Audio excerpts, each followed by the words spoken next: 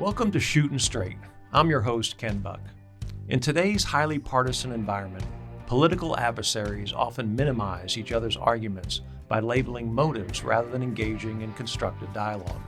For the next 30 minutes or so, I invite you to join me as we cut through the political noise and learn about what inspires our guest and her enthusiasm for the free market and individual liberty.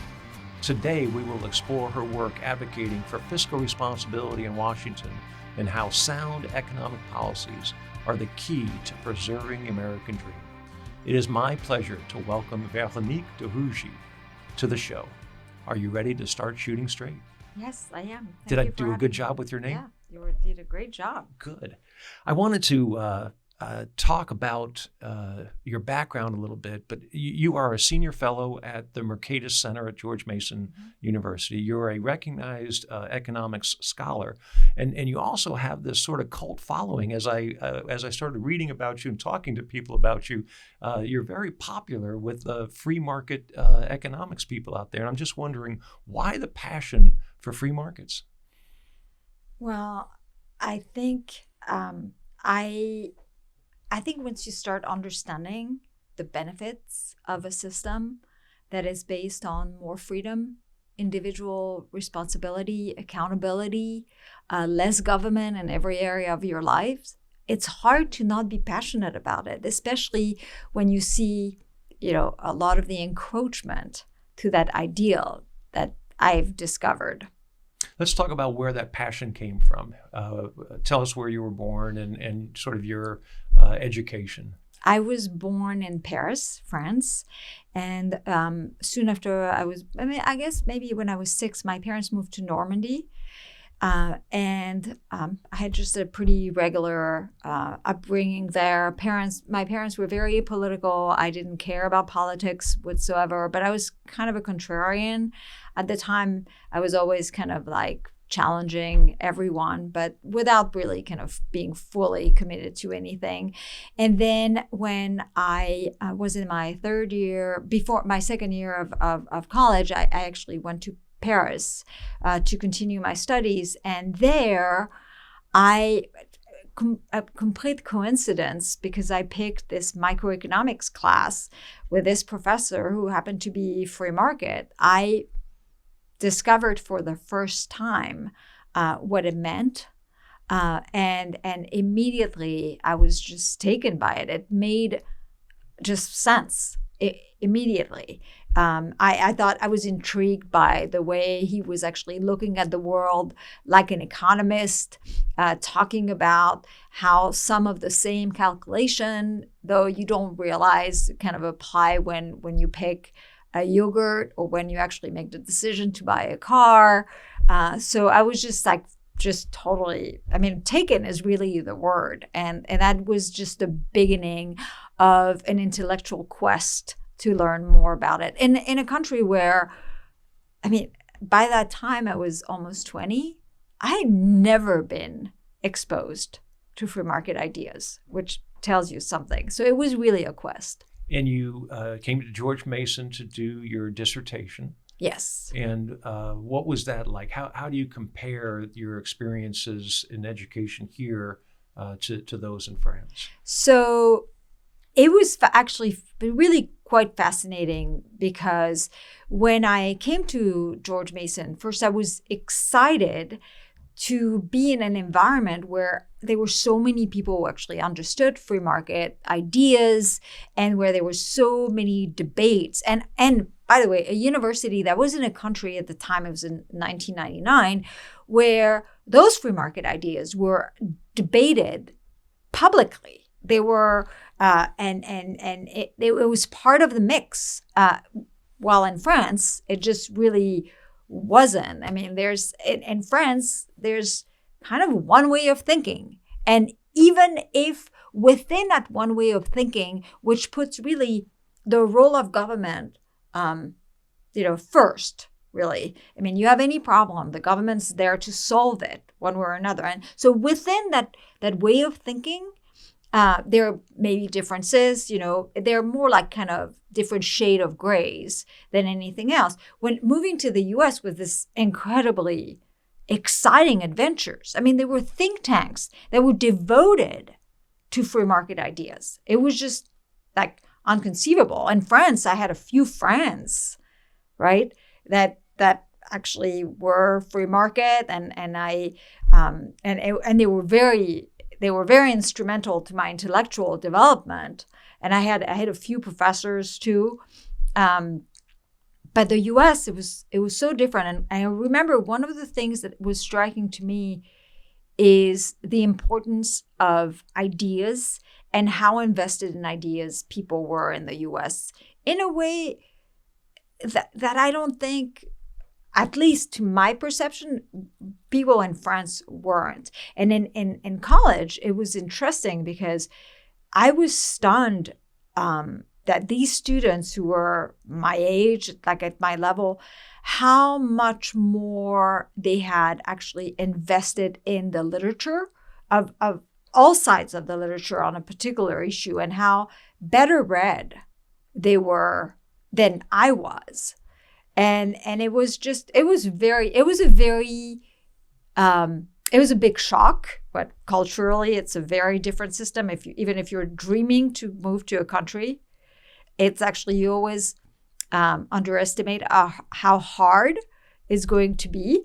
But it was exciting. It was one of the most intellectually exciting moment in my life. Was we've been talking about economics for the most part, but this idea of one way of thinking versus this marketplace of ideas, does that apply in other areas of political discussion besides just economics? Yeah, I mean, it's in the U.S.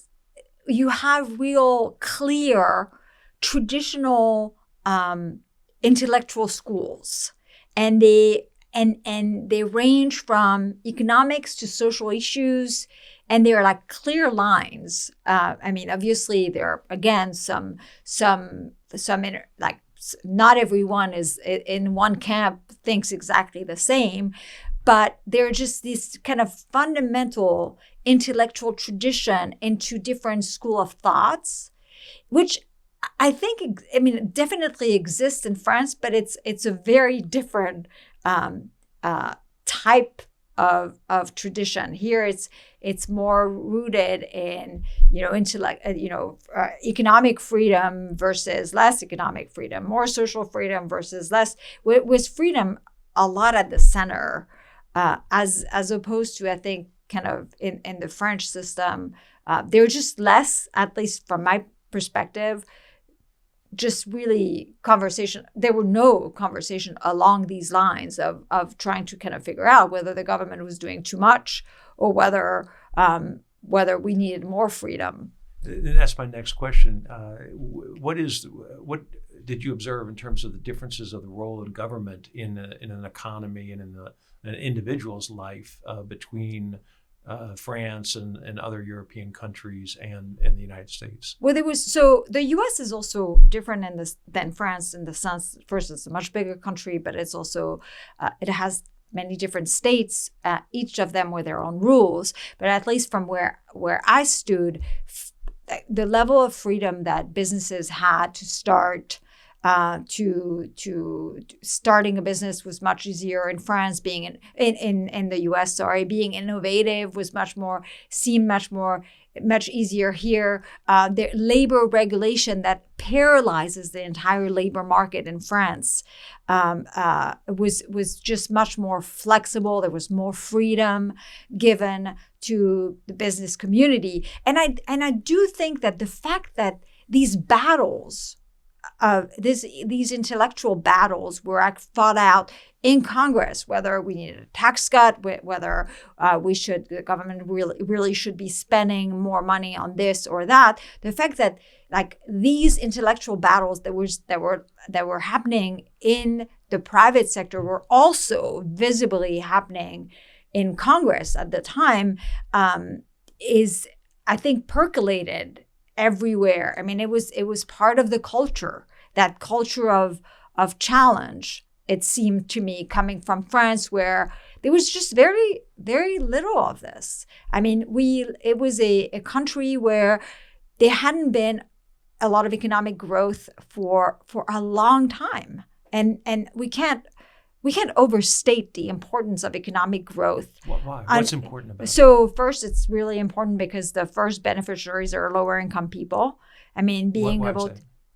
Why does it benefit? Because when you have mobility, when you have the ability to actually grow along the income ladder and to better yourself and to make a better life for yourself. I mean, like, a little bit of economic growth goes a long way to help in promoting and increasing income per capita. And so in France, the fact that for so long there hadn't been really any growth that was just like really significant, that was very problematic, layered probably as a result of a lot of rules, which meant that businesses were very, very constrained about who they can hire, the freedom they had in paying their employees, the cost of employment of hiring people was extremely high in France. And on top of that, you can't really fire people. There are just so many different conditions. That also had a paralysis, an effect that it paralyzes, the flexibility and the fluidity and the dynamism of the country. And America didn't yet have as much of this, and it was very, very visible. And the contrast was just striking to me. I want to get back to something you said, because I think it's lost on a lot of people, and especially policymakers in Washington, D.C. But economic growth and social mobility are tied. And so lack of economic growth and policies that stifle economic growth inhibit social mobility. So a lot of these policies that we talk about that are intended to help the poor or help the lower middle class are in effect keeping them down. Is that fair? Yes, it's fair. I mean, there are different ways you can do it, right? There are different ways that you can stifle economic growth. And so one of the things that you can do is actually by raising the cost of employing people and firing people, imposing a lot of labor rules that makes it harder to run a business or make people like much more risk averse, right? That's a big problem, making the labor market very rigid. It's one way to stifle growth. The other one is actually basically overtaxation, when basically the incentives to work more are diminished by the marginal tax rates being so high. The other, like, generous welfare subsidies is another way where you can actually limit the incentives of wanting to enter the labor force or being productive in the labor force. So there are all sorts of ways. And France, has had it all for a long time. And that's what impacts economic growth. Because the problem is, like, a lot of people think about economic growth as if it is the thing that they can actually control just by, we're going to produce economic growth. When the truth of the matter, actually, economic growth is best produced by actually letting people do their thing. And the best thing the government can do is actually take a step back and let companies, let innovators, let workers take a step back with regulation, take a step back with taxes. Yes. Okay. And just try to design a tax system that is as neutral as possible, that it doesn't actually hinder the willingness to work. It doesn't hinder the willingness to save and invest. There's all sorts of things that you can do to actually have a tax system that is more neutral. And the neutrality basically is important because no one knows where the next big idea is going to come, how every one individual is going to actually, better their lives and further their lives, and what ideas they're going to come up with, and what's the next thing is going to be. And what you want to maximize the ability for all these things that we can think about and that no one can actually even conceive, so they can actually materialize. What trends have you seen? You came here in 1999 to do your dissertation at George Mason University. It's now 2021. What trends have you seen, both in speech, the freedom of idea, free exchange of ideas, as well as the role of government in society? I've seen. I used to joke, except that now I don't think it's really funny anymore, that in a way I've come here as kind of like a French spy to kind of hinder what, all the ways that America was in like France. But I actually think it's too true to be funny now. Well, it's not my fault, but when I started working at the Cato Institute, I was very focused on taxes. At the beginning, I worked a lot on tax competition issues, and I still think it's a phenomenally important policy thing. This is important. We need to get it right to allow for as much tax competition as we can between states, but also, which by the way means less federal.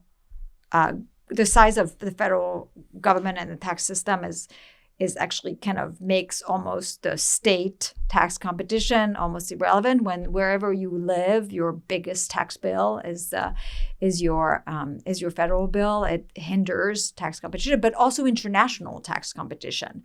And then I realized that Milton Friedman was right, that actually the size of government is really truly measured by how much the government spends. So then I shifted a lot of my focus on spending, and over the years if I am paid to actually try to shrink and win some victory in trying to scale back spending, I've done a horrible job. Because I remember in nominal term, when I started actually paying attention to this, the size of the federal government spending was like $1.8 trillion, right? And like now we're like way past 4 trillion. And back then we were already warning. I remember going on TV and warn about the drivers of our future debt.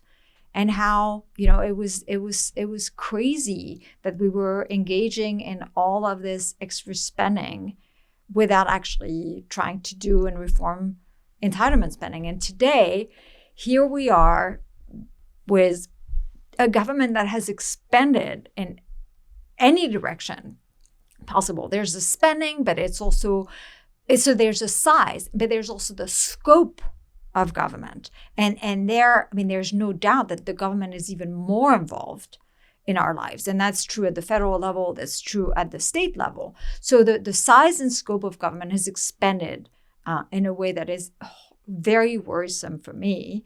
But the other side is, and there's just much less of ideas.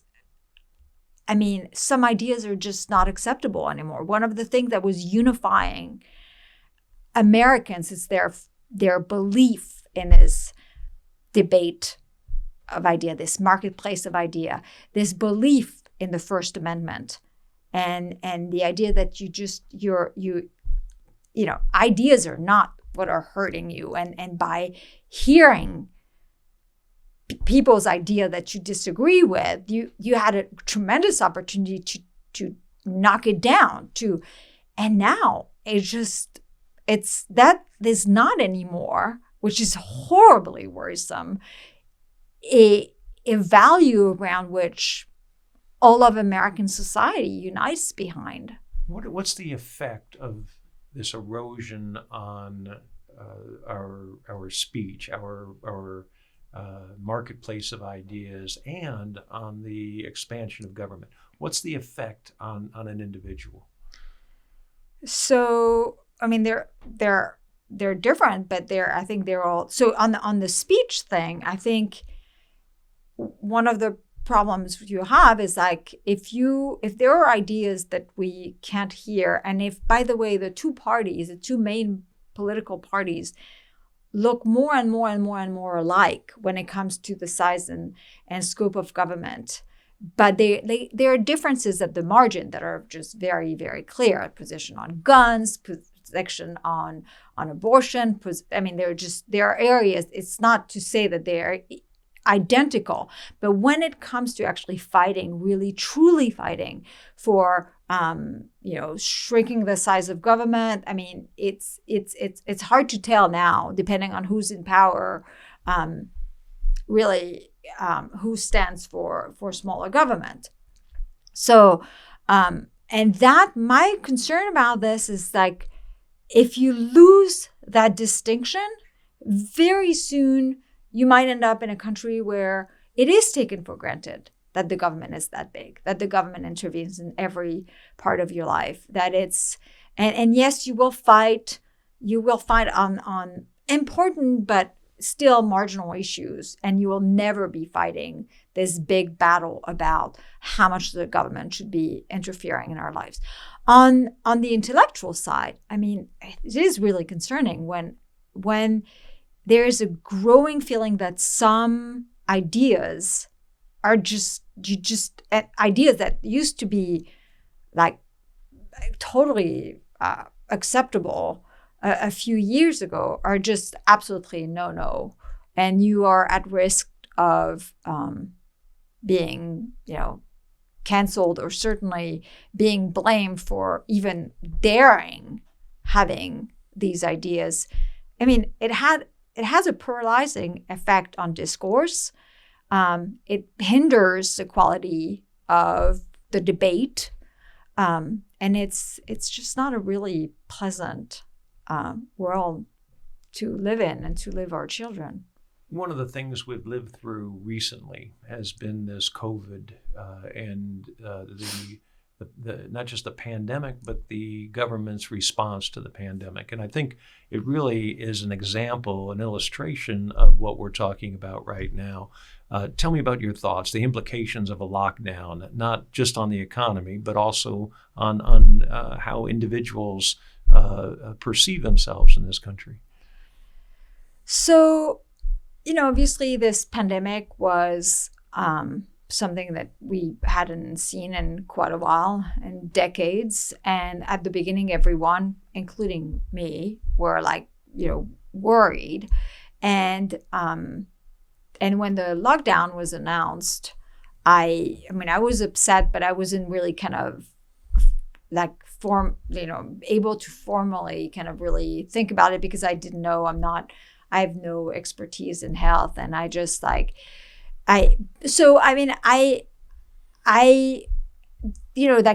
lockdowns were imposed, even though I don't know that we actually truly know where that ideas come from, because my understanding is we've never done anything like this before. So I don't even know where the ideas come from, that it's rooted in any science. I can understand that at the beginning, there was an overreaction. But as the data came in about the nature of COVID, which is it's a very serious disease, and the efficacy of the lockdown per se, I think it became really, really, really problematic that state officials didn't actually change their position on lockdowns and continue to impose, really a policy that has been destructive. And it's not to say, by the way, to say that lockdowns are really problematic, you don't even have to make the case that COVID is not an important threat. You don't even have to say that, doing nothing is magical. You can just show, which has been shown a fair amount, that actually it doesn't perform better just on the public health metric. And then when you take everything else into account, like mental health, suicide, drug overdose, children's welfare, the economic devastation, which is amazing, educational gaps, then there's just no way to justify lockdown. Is it fair to say, from your perspective, looking at it as an economist, that the spending on this COVID pandemic by the government has been arbitrary? Oh yeah, it's been. There's always an impulse to do something, and spending money is something. So, but what has been really shocking is the scale of the spending. It has been utterly disconnected to the loss in GDP, in wages and salary. I mean, there was a big shock, obviously, at the beginning. But when you take everything that's been done, it's just totally disconnected with the loss of salary, wages, and income that we've seen. And it just can't be justified by any means. And when you also look at the individual spending, the form that the spending took, it just makes no sense. Like a lot of the program was just throwing money at people. I mean, the unemployment bonus, for instance, was proven from the first time around to actually pay beneficiaries. I think it was 2/3 of beneficiaries in this first round with the $600 bonus who were making more unemployed than employed. That makes no sense. You would think that we would learn something about this. And instead, it's been a continued push for Congress to continue policy like this. The individual checks, totally unrelated, on top of these unemployment benefits, totally unrelated as whether income-wise you'd been affected by the pandemic. I mean, during this pandemic, a lot of people have managed to continue working. And so it's not as if everyone has been affected the same. And yet, very little of the response from Congress has actually tried to be really targeted. It's been panicky at the beginning, which again I can understand. It was just really, but there's no excuse for what followed, right? You panic the first time and then you reassess. And unfortunately, there's been no reassessment. It's been getting worse and worse. How about on personal accountability? How about looking at individuals and the decisions individuals make given what the government's reaction to COVID has been? Yeah, I mean, it's been quite striking to see. I'm actually quite amazed that Americans have been willing to take it for so long. That I know there's been stories of restaurant owners who've been closed down and have said, no, we're going to keep opening. But it's been just really, I mean, anecdotal. And I guess fighting against the state is hard. But it's been pretty amazing how people have actually been willing to see their businesses utterly destroyed and continue to be destroyed over time. People's lives have been really utterly curtailed. It doesn't matter how much more we learn.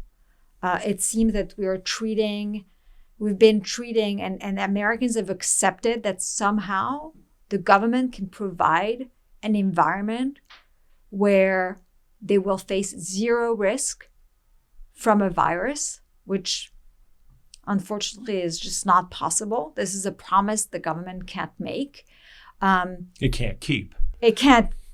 Yeah, well, it can't keep. It can make, you're right, but it can't keep.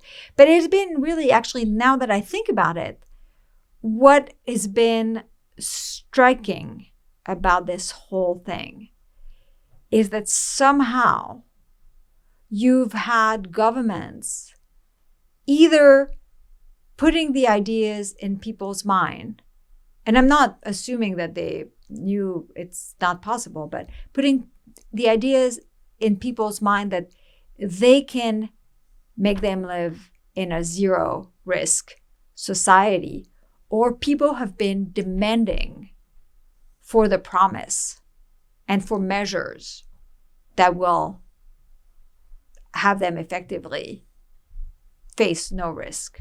We started our conversation talking about the difference between France and the United States and the free expression of ideas, and even the institutional differences of opinion in this country, as well as the role of government and how the role of government when you came here in 1999 was somewhat limited and compared to Europe. It strikes me that when I look at Europe and I see that the schools are open in France, 5-day-a-week in-class learning, and Germany and other European countries. And in America, we're struggling with that issue. And when we try to put something on the internet that is part of the debate on this issue, it is censored by Facebook. It's censored by Google. It is dangerous to think outside the box and to question authority in this country on COVID. How does that strike you? Yeah, I think first, it's worth saying that on economic issues and the economic lockdown, the Europeans have actually been way worse than most states in America. I was actually thinking about this, which, by the way, kind of tells you how even someone like me is kind of like, I'm grateful to not have been living in a state that locks down entirely. While we still have a lot of restriction, but nothing like it. So I was thinking, I'm really lucky. And it is true, right? But so on economic, like France, for instance, it still suffers. Like it's closed down. Paris is closed down. Restaurants have been closed for months, right? But my niece has been going to school since this summer. So this in August, 5 days a week.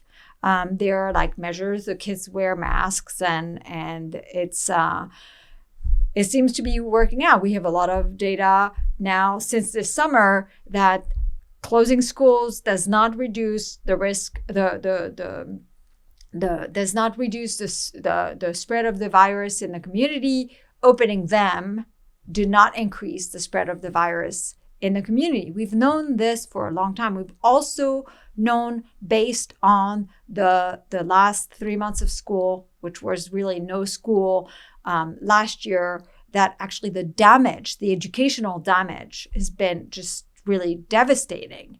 And yet, there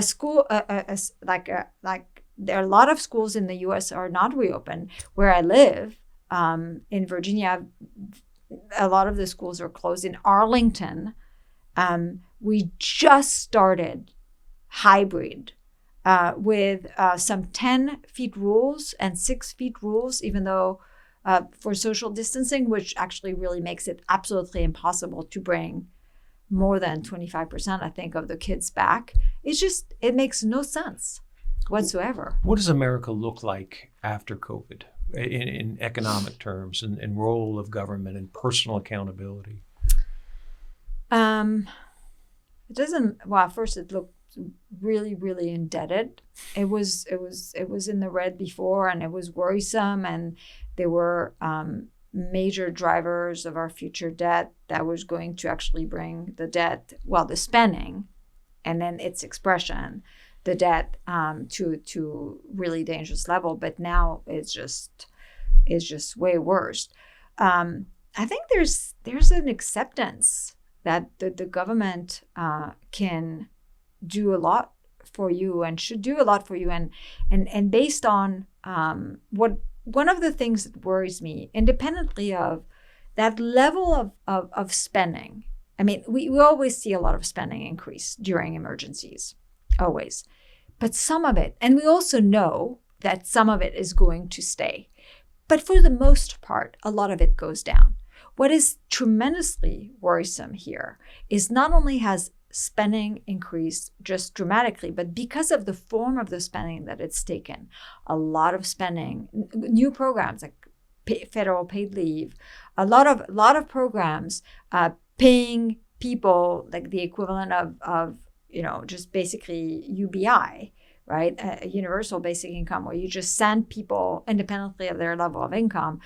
I know the individual checks were means tested, but they certainly were independent of any loss during the pandemic.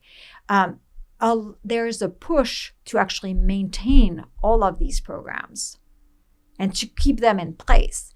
And I'm really worried that a lot of the decline that we see during other emergencies we're not going to see, I'm also really worried about the impact of having lived for a year and having had your bank account filled with a lot of money, often more money than you actually were making while working, because it's like unemployment benefit, individual checks. I mean, it amounts to a lot of money for a lot of people.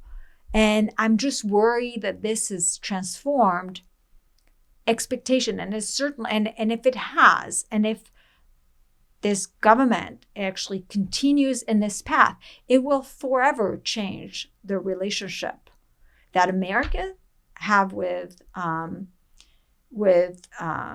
labor and with, but also that Americans have with their government and the role of government in our lives.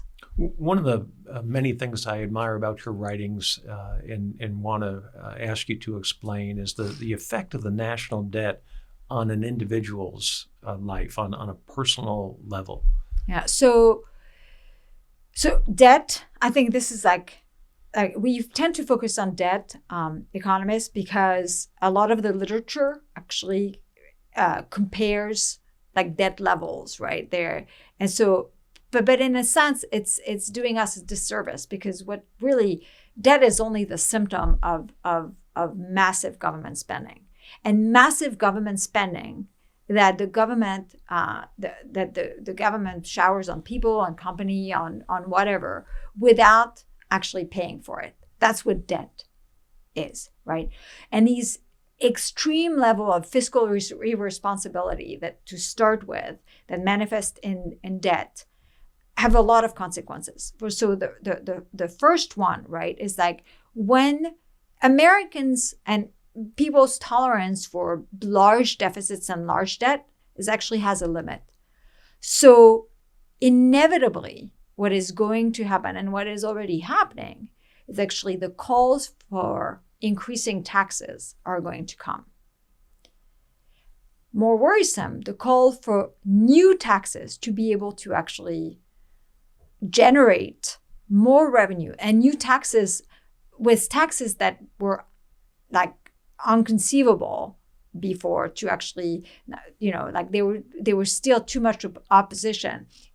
This level of debt makes it more likely that we're going to have and adopt new form of levies, value-added tax, for instance, a carbon tax, all sorts of tax to raise more revenue. That means is more likely. So it means that future generations are going to live with higher taxes. Higher taxes have consequences, as we've talked about, right? And it slows the economy. But there are other problems too. I mean, high debt can also be paid for with inflation. Now, I'm not a monetary theorist, and I know there's a lot of debate, and there are some economists that say, for whatever reason, all that printed money is not going to lead to inflation. We'll see, right? We'll see. But at least it's hard to imagine that it will create no inflation. It means that future generations, the money they spend is going to actually not go as far as it does today.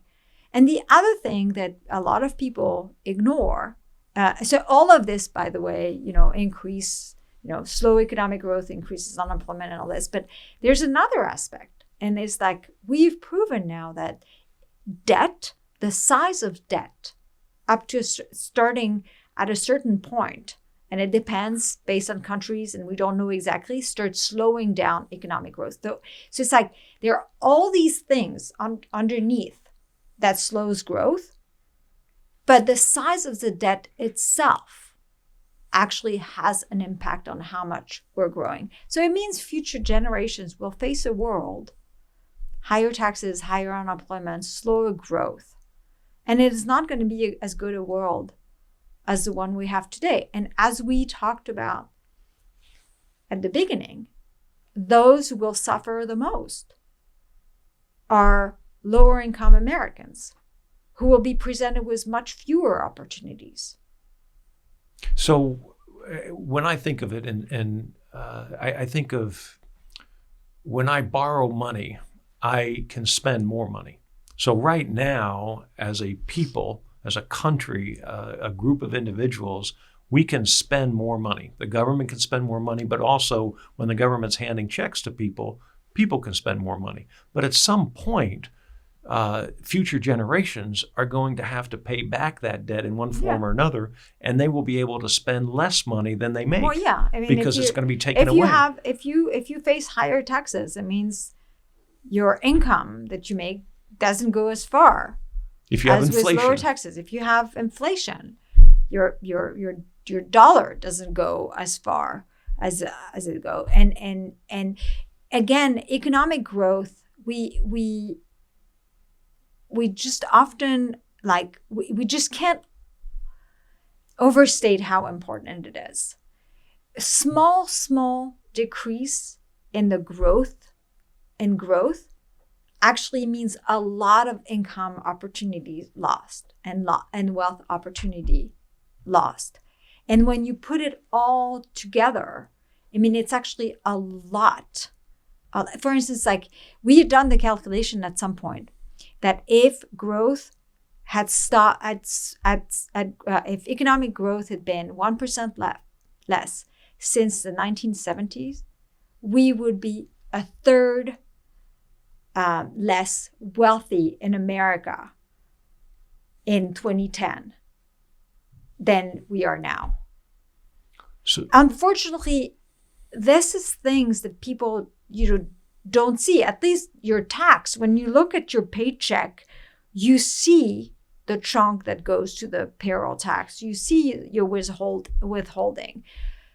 This loss opportunity to grow, you don't see it. And that's one of the things that French people have actually kind of suffered from without knowing it, is the fact that all this wealth that wasn't created for the benefit of all.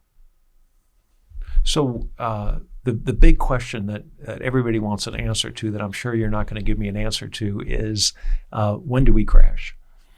Oh, I don't know. I mean, we don't know, because it depends, right? But again, so I don't think we're going to have a Greek style type of financial crisis, because there are just a lot of features. First, the U.S. remains tremendously rich, and there's just a lot of features about the U.S. It's also, it's kind of a beauty pageant out there, and as long as you're not the ugliest one, and investors you're still the safest place to invest, and you're still we're in a better shape than others.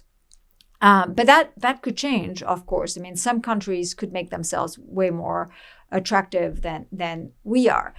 But so, though I don't think that we will face like some radical crash, right? A lot of really bad things can happen. And by the way, the fact that a financial crisis hasn't happened Greek style, we can have a lot of financial crises like the Great Recession in between, like where, which was perfectly unpleasant for everyone. And the fact that hasn't happened yet doesn't mean it will never happen. One of my colleagues, Arnold Kling, told me this story like 10 or 15 years later. It's like this guy who jumps from the 10th floor of a building. We're kind of like the guy who jumps from a 10th floor, and we're like on the 5th floor, and we're asking him, hey, how is it right now? And so far, so good, right? This notion that it hasn't happened when all the indication is like we're heading in a really bad direction, doesn't mean it will never happen. Financial crises take a long time to form, and when they happen really fast. This is why anyone who actually is getting comfort in the fact that interest rates are really low now, it just should kind of be disillusioned of that comfort, because even like Greek style crisis, interest rates started rising just very suddenly. Their interest rates are low until they're not anymore.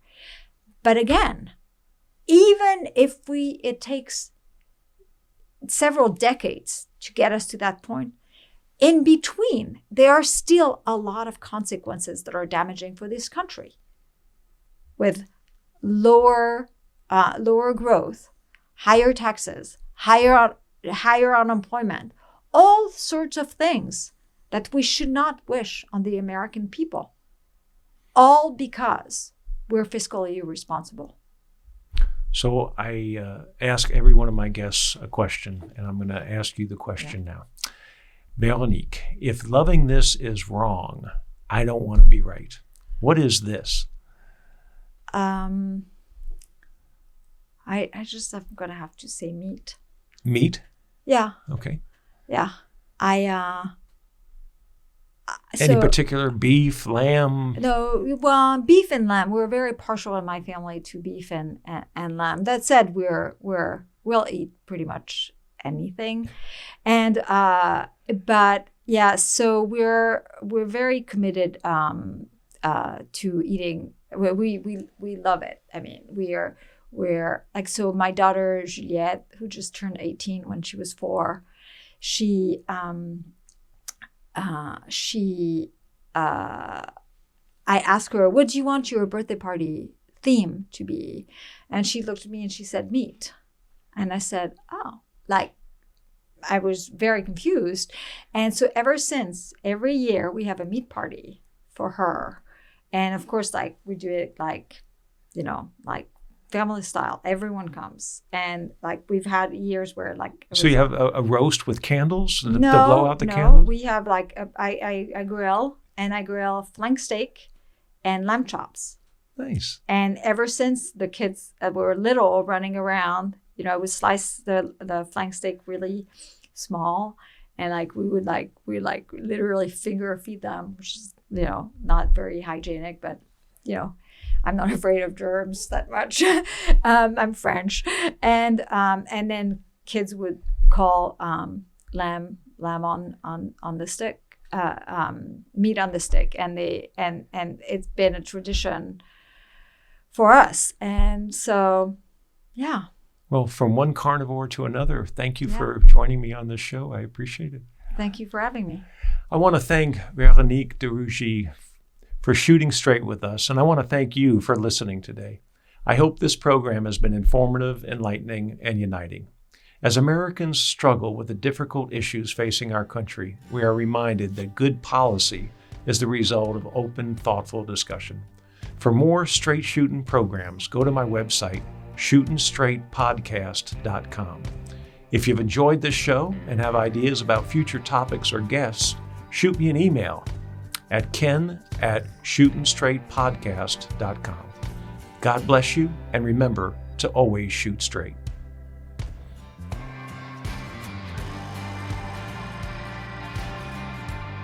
This Shootin' Straight podcast is paid for by Buck for Colorado and approved by me, Ken Buck. BuckforColorado.com.